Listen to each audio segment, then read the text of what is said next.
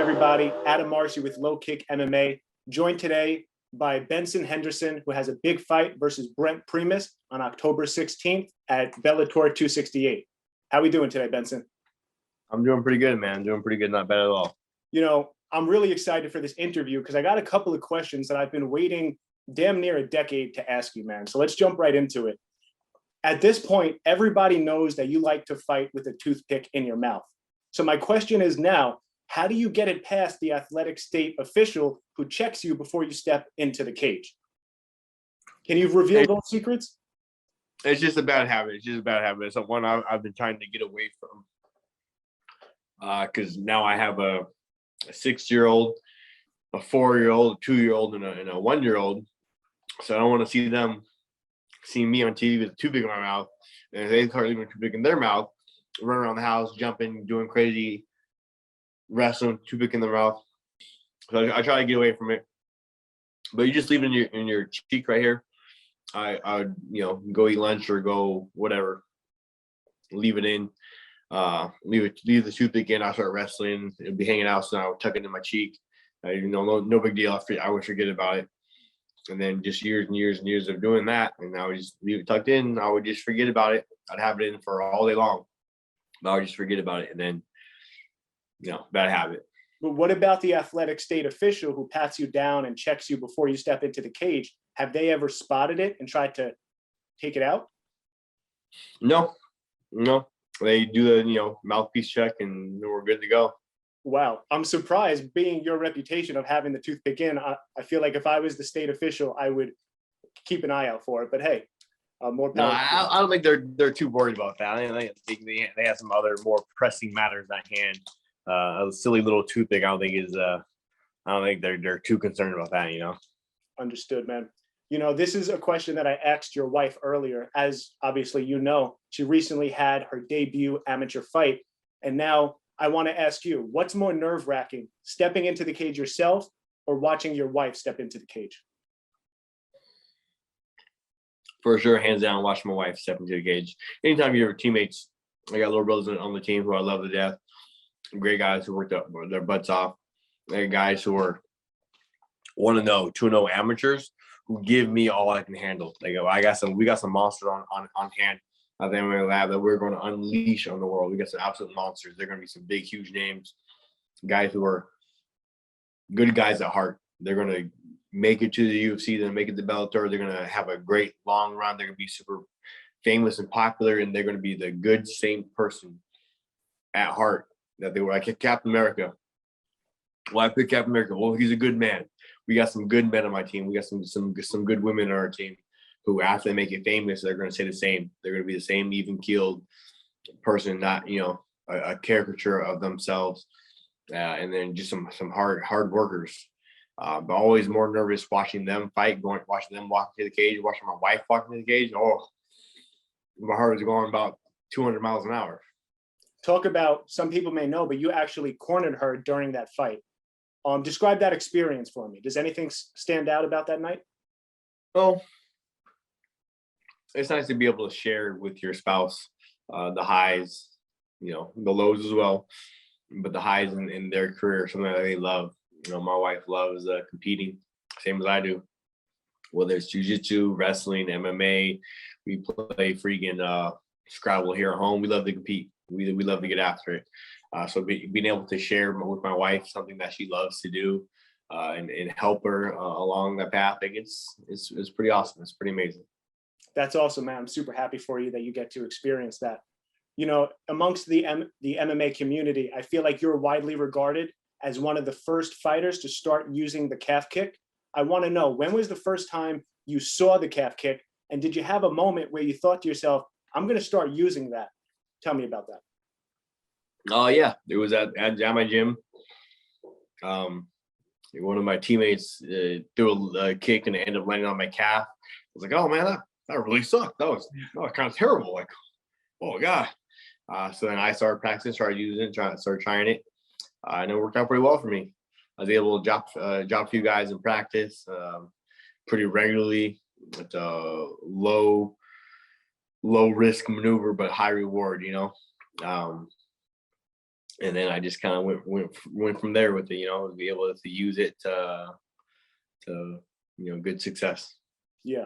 Let me ask you a question, Benson. I've been watching MMA for a long time, but admittingly, I've never actually fought and stepped in there. So I need your viewpoint on this. When you throw the calf kick, or not just you, but anybody, you mentioned that it's lower risk.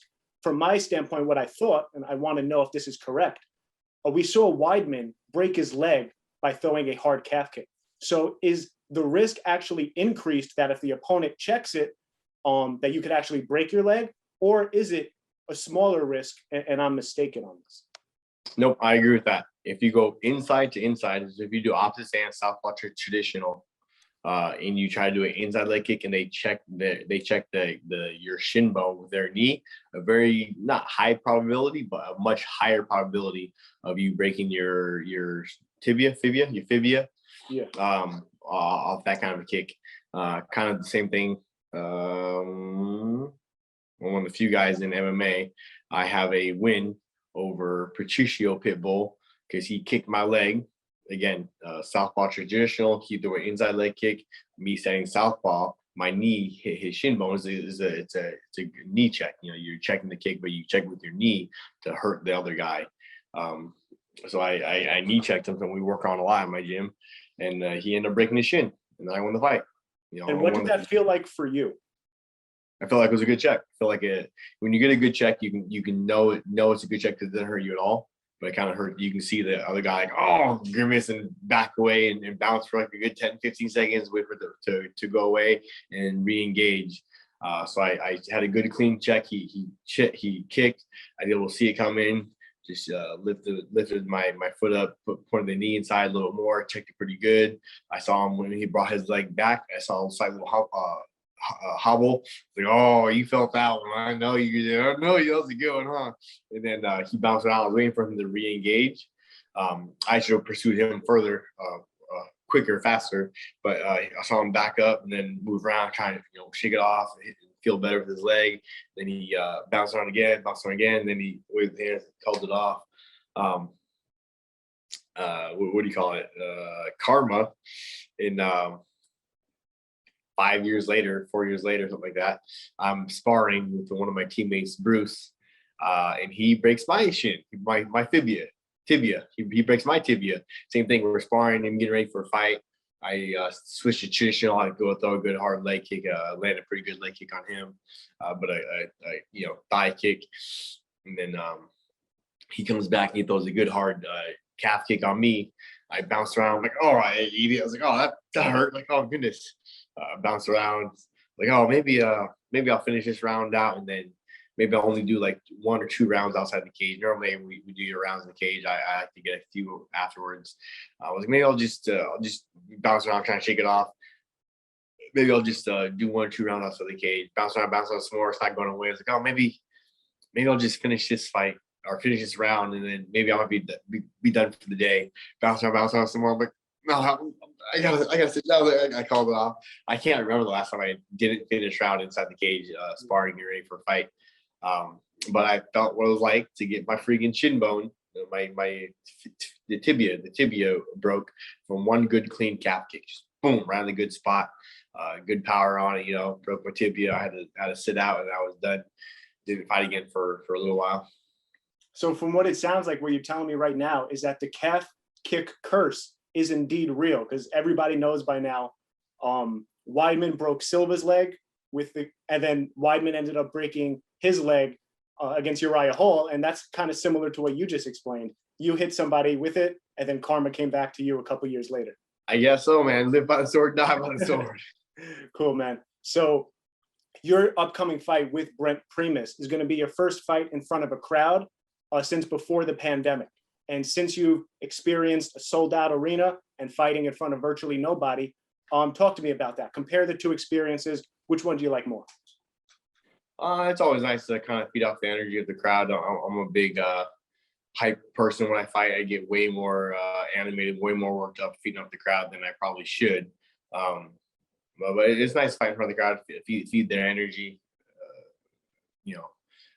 But fighting in front of virtually an empty stadium, same thing too. It doesn't matter. fight's a fight, whether it's, in front of 55,000 people or whether it's in the back of a 7-Eleven. A fight's a fight. You better show up, boy. So for me, first time since the pandemic, fighting the crowd again. Cool, let's do it. Sounds good. Awesome, man. So I got 2 more questions for you, then we're going to let you get back to whatever else you got going on. Your shirt, the MMA Lab, I feel like it's a really good gym and it doesn't get the respect it deserves. And I was doing some research before this interview and I found a little clip from 2008 where John Crouch, your coach, comes up to you and tells you that he feels like you're going to be a star, you're going to take over, you're going to win the belts. I want to know, do you remember that moment? Do you remember what was going through your head? And tell me about your coach and what are some of the things that he does better than some other coaches? John Crouch has a great eye for detail.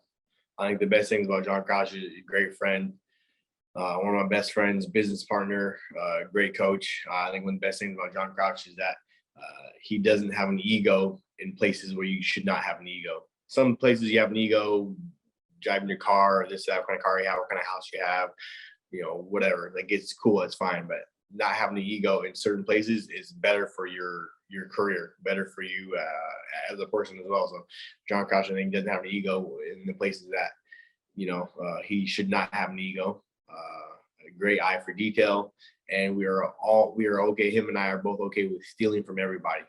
He sees his great eye for detail. He sees a trick. He sees this. He sees somebody's got the wrist not like this, but got the wrist like this. Small detail from here to here can make a world of difference. And John Crouch is okay with stealing from everybody. Watches all the fights. Says, hey, this guy does this way. This guy does this way. Just try this. Let's try that. So I think that makes a huge difference for him as a coach. We're always open to adding staff. A lot of MMA coaches nowadays are so they can be so jealous of each other, so guarded. Oh, you can't go over there, cheer those guys. You can't go over there, cheer these guys.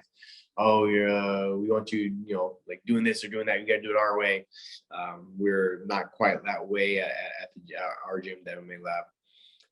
A lot more family oriented. We bring his kids to the gym. I bring my kids in the gym. Way more family oriented. We don't have a lot of, Terry Tough Nuts, Billy Basses walking around with their shirts off, chest puffed out, and stuff like that. I'm not about that. He's not about that. So we go together very well. And just a great guy. Just a great guy in general, all around. And do I remember that moment? I do remember that moment. It gets played. It used to get played quite a bit, quite a lot, but it still gets played every once in a while.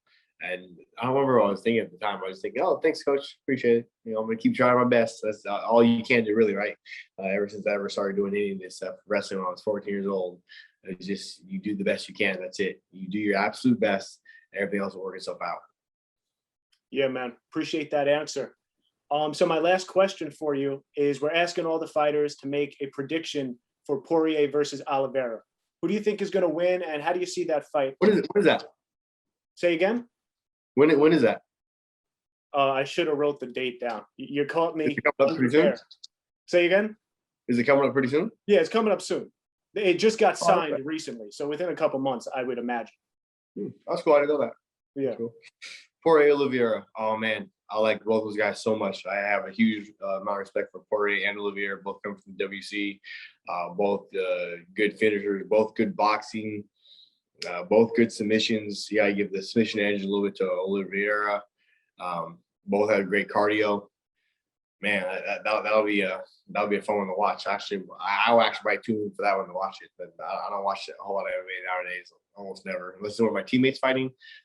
We hardly ever have MMA on here at my house. What about McGregor fights? You tune into those at least? What's that? What about McGregor fights? Everybody tunes into those, right? Not so much. Really? Awesome. I give you a lot of credit for that. All right, man. So do you want to go on the record, Poirier or Oliveira, or just leaving it at it's going to be a good fight? No, I got too much respect for both those guys. I would say it's going to be a great fight. That one would be a great fight. I will actually have to watch that one. Cool, man. Benson, it's been great talking to you. I meant to tell you this before, but actually, before I had ever seen a single MMA fight, I turned on the screen and I saw your post-fight interview where you had your arm in a sling. I think it was against Pettis or maybe Frankie. Okay. I forget. And I remember thinking, wow, this sport is so amazing, but I know nothing and I know nobody. It was such a huge mountain to just keep watching and learning. But you were literally the first MMA fighter I'd ever saw. So very cool, man. Very cool. That's a good story. thanks, Benson. Appreciate your time. You have a great fight. Good luck to you, man. Thanks a lot, man. I appreciate it. Have a great one. Make sure to subscribe to the LowKick MMA YouTube channel for all the latest news, event previews, and interviews with some of the biggest stars in MMA.